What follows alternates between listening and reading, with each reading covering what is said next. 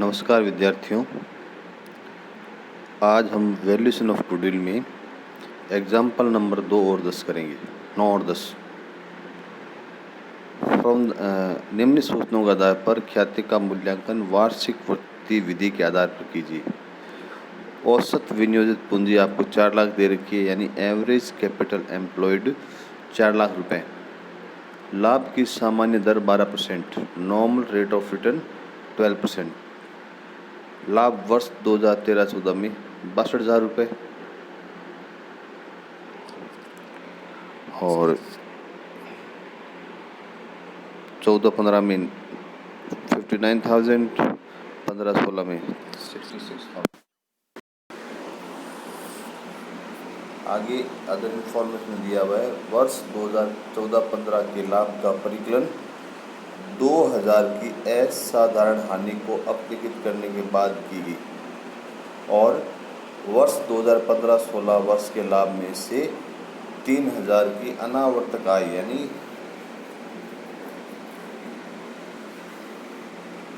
Irregular income है हमारी, इसमें इंक्लूड है 3,000 रुपये। ख्याति का मूल्यांकन अधिलाभ के 3 वर्षों के क्रय की वार्षिक वृद्धि के आधार पर करना है। यानी क्या करना है हमें? सुपर प्रॉफिट की 3 इयर्स की वार्षिक वृद्धि के आधार पर करना है। Calculation of future maintainable profit जब निकालते हैं तो हम क्या करते हैं, कोई भी प्रॉफिट है उसमें जो जो एडजस्टमेंट है उसका हम एडजस्टमेंट करते हैं। तो 13-14 में हमने प्रॉफिट ले लिया, 14-15 में ले लिया, 15-16 का ले लिया। प्रॉफिट एज गिवन आपका 62,000, 59,000 और 66,000 जो गिवन है। अब एक एडजस्टमेंट हमारा ये था 2,000 की एबनॉर्मल लॉस, इसमें हमें रिटर्न ऑफ करने के बाद हमारा प्रॉफिट आया है, यानी प्रॉफिट कम हुआ है, तो हम एबनॉर्मल लॉस को 14-15 में ऐड कर देंगे, हमारा 61,000 आ जाएगा। अब 15-16 में हमारे 3,000 की इरेगुलर इनकम इसमें इंक्लूड है, उसको भी हम लेस करेंगे।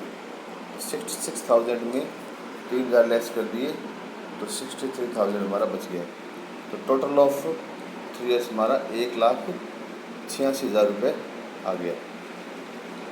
अब हम इसका एवरेज प्रॉफिट निकालते हैं, तो एवरेज प्रॉफिट में वही है, टोटल प्रॉफिट हमारा 1,86,000 3 साल का अपॉन डिवाइडेड बाई 3, ये आ जाएगा 62,000।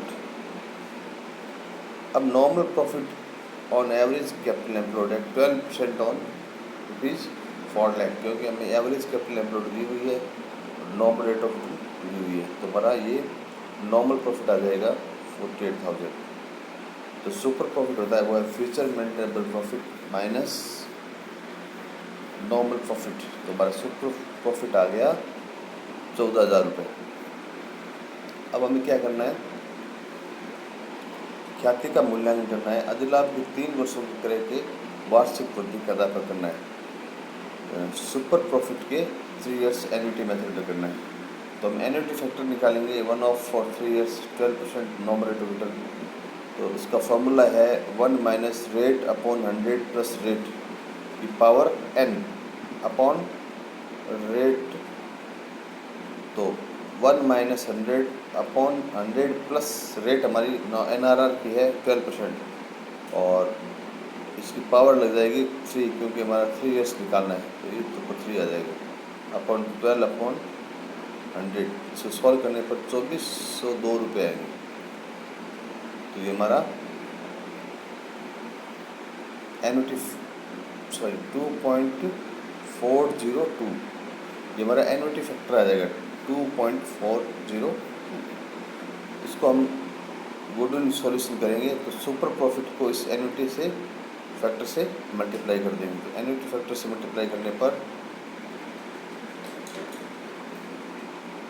सुपर प्रॉफिट हमारा 14,000 आया और एन्युटी फैक्टर 2.402 आया, तो 33,628 रुपये हमारी गुडविल आ गई। तो ये हमारी एन्युटी मेथड थी जिसमें हम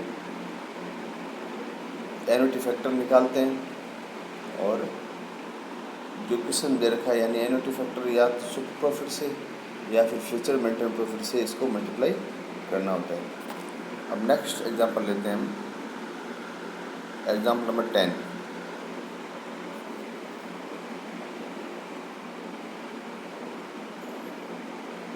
एग्जाम्पल 10 देखिए आप,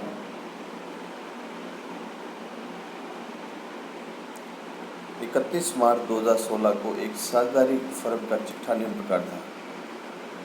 इसमें इस साइड आपको कैपिटल ए, बी और सी तीनों कैपिटल दी हुई है। करंट अकाउंट ए, बी और सी का दिया हुआ है, सन्ड्री क्रेडिटर्स दिया हुआ है। एसेट साइड में goodwill, plant, furniture, stock, book debts, prepaid expenses and cash at bank, ये आपकी बैलेंस शीट दी हुई है। अदर इंफॉर्मेशन में आप देखिए,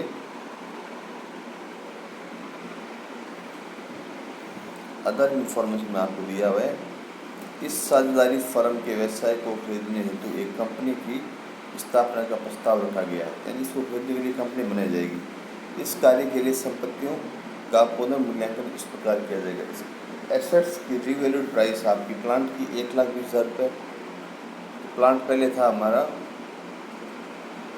1,40,000, अब 1,20,000, यानी 20,000 प्लांट कम हुआ, तो इसमें डेप्रीसिएशन कम लगेगा।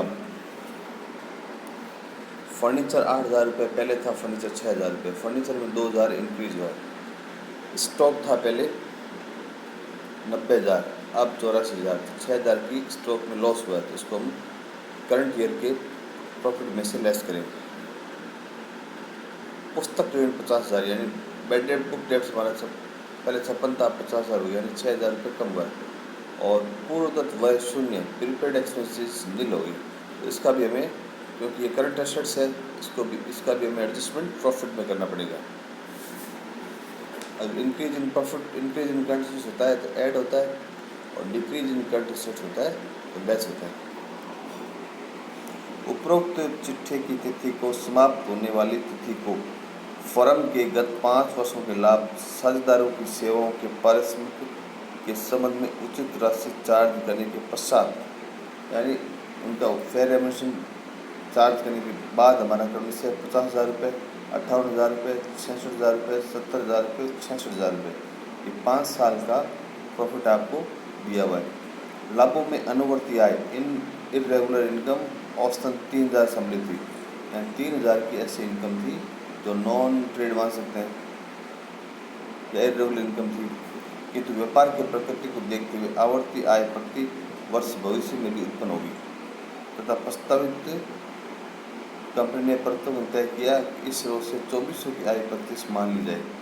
अब उन्होंने ये तय किया कि 2400 की ऐसी इनकम होगी जो आगे फ्यूचर में भी होगी, तो ये हमारी इसको प्रॉफिट में ऐड करेंगे। आयकर का ध्यान नहीं रखना है।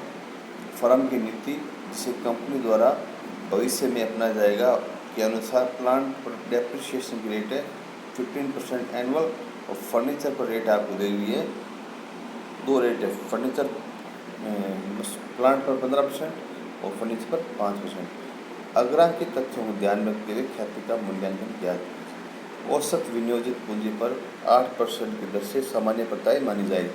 एवरेज कैपिटल एम्प्लॉयड पर NRR है 8%। ख्याति का तय शुदा मूल्य समायोजित अधिलाभ का 5 वर्ष की वार्षिक वृद्धि के आधार पर 5 years एन्युटी मेथड पे करना है, सुपर प्रॉफिट को माना जाए। 5 वर्षों के लिए 8% की दर से ₹1 की वार्षिक वृद्धि का मूल्य 3.99 लिया जाए। ये आपको इस क्वेश्चन में निकाल कर ही दिया हुआ है, तो अब हमें निकालने की, इस फॉर्मूले से निकालने की जरूरत नहीं पड़ेगी। फिर हम आगे चलते हैं। तो पहले हम लेंगे calculation of future maintain profit, हमारा फर्स्ट स्टेप होता है। तो इसमें पहले हम एवरेज निकालेंगे। प्रॉफिट आपको गिवन है 500 सालों का। पहले साल 50,000 रुपये, 58,000 रुपये, 66,000 रुपये, 70,000 रुपये और 66,000 रुपये। जो करंट ईयर का प्रॉफिट है 66,000 रुपये, इसमें हमें एडजस्टमेंट करने पड़ेंगे। पहले मैं 50,000 ले लिया, फिर 58,000 ले लिया, 60,000 ले लिया, 70,000 ले लिया, 60,000। अब जो करंट है इसमें 60,000 में क्या करेंगे, 6,000 का हमारा 2-3 एडजस्टमेंट है, देखते हैं क्या क्या है। फर्स्ट आप देखिए, स्टॉक था पहले 6,000 था, अब 8,000 हो गया। तो स्टॉक में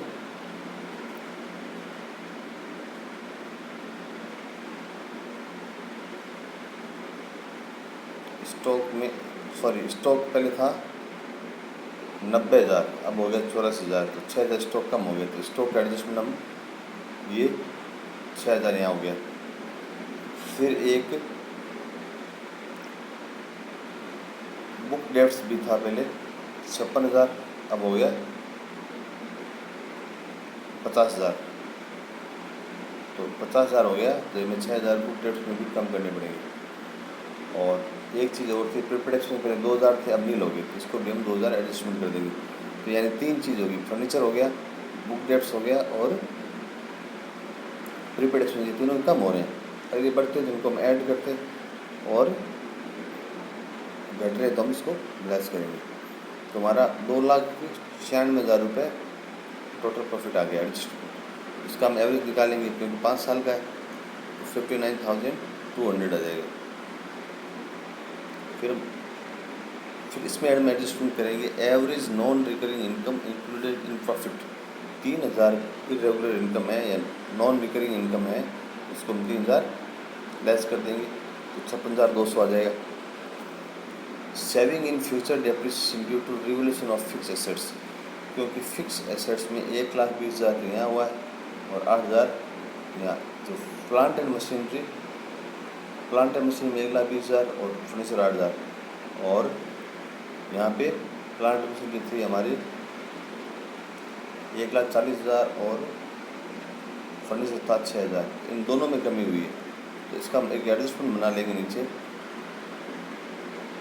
वर्किंग नोट बना के।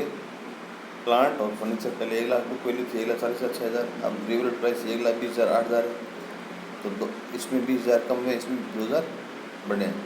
15% 5% रेट आपको दी हुई है, इसमें माइनस की 3,000, यानी अब डेप्रिसिएशन 3,000 कम लगेगा, इसमें 100 रुपये डैप ज़्यादा लगेगा। तो हमारा टोटल डैप 2,900 रुपये से कम हो जाएगा। तो 2,900 का फिक्स डेप्रिसिएशन का एडजस्टमेंट हो गया।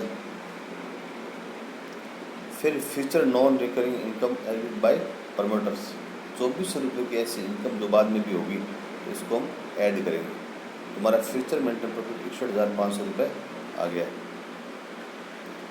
सेकंड हमारा है calculation of average capital employed. Average capital employed निकालते समय एसेट्स को हम रीवैल्यूड प्राइस पे लेंगे, और रीवैल्यूड प्राइस पे अगर एसेट्स है तो उसके डेप्रिसिएशन का कोई भी एडजस्टमेंट नहीं करेंगे।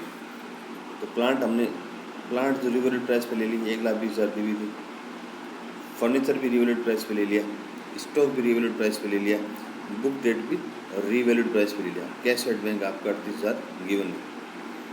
प्रीपेड एक्सपेंसेस को हम नहीं लेंगे क्योंकि कृत्रिम संपत्तियों को हम शामिल नहीं करते। और इस साइड में सन्ड्री क्रेडिटर्स से एक एसेट्स है, तो लेस करने पर हमारा कैपिटल एम्प्लॉयड क्लोजिंग आएगा 1,96,000।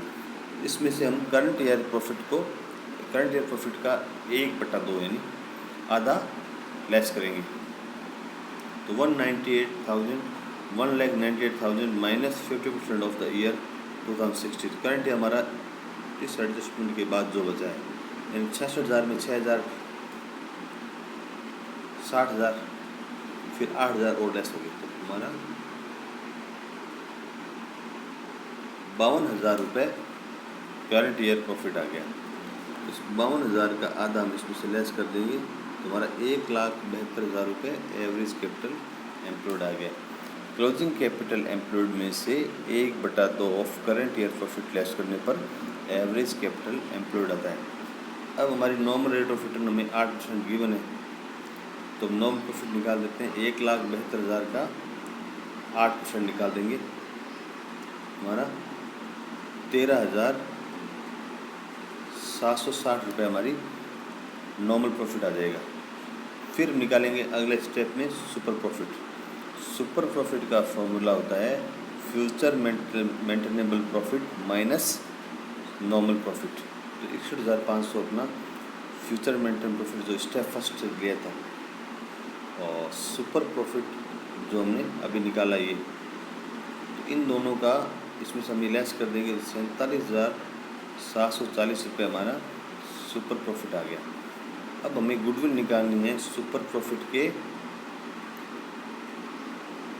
5 वर्षों, जो आपको क्वेश्चन दिया हुआ है अधिलाभों के 5 वर्षों की वार्षिक आधार पर, और 3.99 आपको रेट दी हुई है।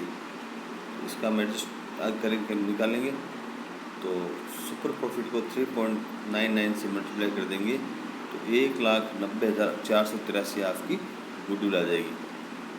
धन्यवाद।